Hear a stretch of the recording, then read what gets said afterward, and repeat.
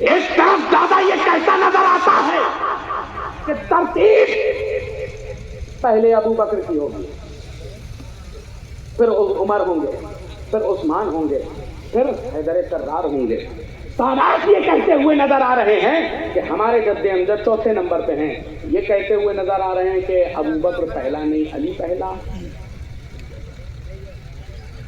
کیا قاعدے اہل سنت تم بیان کرو گے؟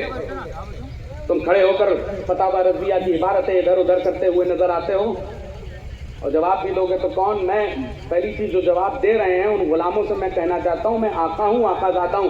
آقاؤں کی بات ہے، یہ دلال بیچ میں نہ آئیں۔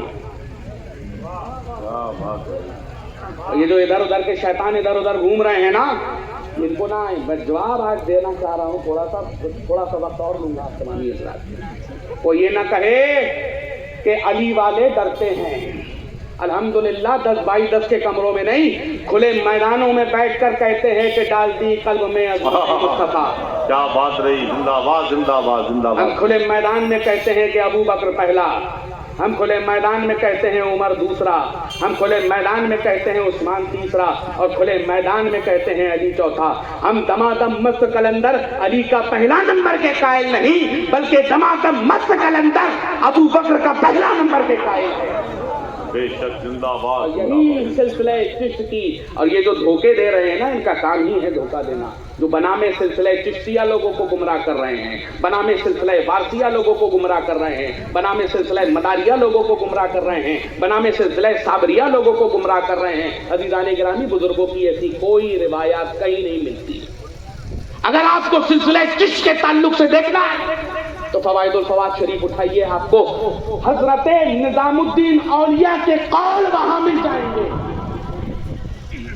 کیا کہہ رہے ہیں کہ وہ صحابیت کے وہ صحابی ہیں جن کے تعلق سے کہہ رہے ہو کہ آپ کا ہمارا کیا رشتہ؟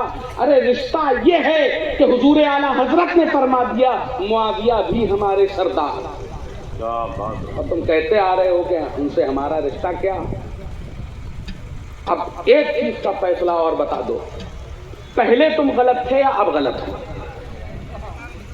آج تک یہ چیز سمجھ میں نہیں آئی کہ پہلے تم غلط تھے یا اب غلط ہو۔ پہلے جو ببانگے دوہل کہا کرتے تھے کہ ابو بکر پہلا ہے، پہلے تم غلط تھے یا اب غلط ہو؟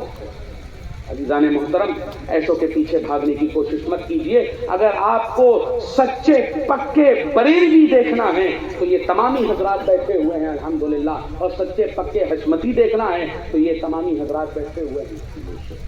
آپ ان کے پیچھے جائیے، یہ آپ کو بتائیں گے کہ مسلک اعلیٰ حضرت کیا ہے۔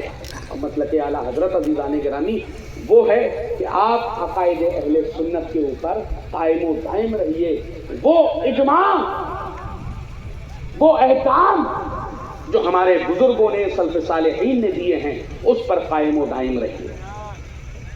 صحابہ کرام یا اہل بیت رضوان اللہ تعالی علیہم اجمعین کے تعلق سے یہ جو طرح طرح کی غلو کرتے ہوئے نظر آ رہے ہیں، فرضی روایات، بے موضوع متن، بے ضعیف متن کی روایات، آپ تمامی حضرات کو ضعیف قول کی روایات آپ لوگوں کو سنا کر طرح طرح سے برغلاتے ہوئے نظر آ رہے ہیں۔ عزیزان گرامی، اگر آپ کو مسلک اعلیٰ حضرت کے پاس بانان دیکھنے ہیں تو ان افراد کو دیکھیے۔ بنام چشتیت ایسے جگہوں پر پڑھنے کی ضرورت نہیں ہے۔ اگر آپ کو چشتیت دیکھنی ہے تو حضرت نظام الدین اولیاء کی فوائد الفوائد شریف دیکھیے۔ اگر آپ کو سچی قادریت دیکھنی ہے تو آپ حضور غوث الاعظم کی بنیت الطالبین دیکھیے، ان کے اقوال دیکھیے۔ ہم ان کو دیکھیں گے، تم کو کیسے دیکھیں؟ عزیزان محترم، یہی پیغام آج اس قرص تاج الشریعہ کا ہے۔ ابھی حضور قائد ملت بھی تشریف لا رہے ہیں اور حضور سلطان المشائخ بھی تشریف لا رہے ہیں۔ آپ کو ان سے بیان پوری طرح سے سننا ہوگا۔ اور پھر سے میں یہ بتا دوں کہ جس بھی دن آپ آگ جلا کے تیار کر لیجئے گا، علی کی اولادیں ابو بکر کی ناموس کی حفاظت کے لیے اسی سعد اللہ نگر میں آنے کے لیے تیار ہیں۔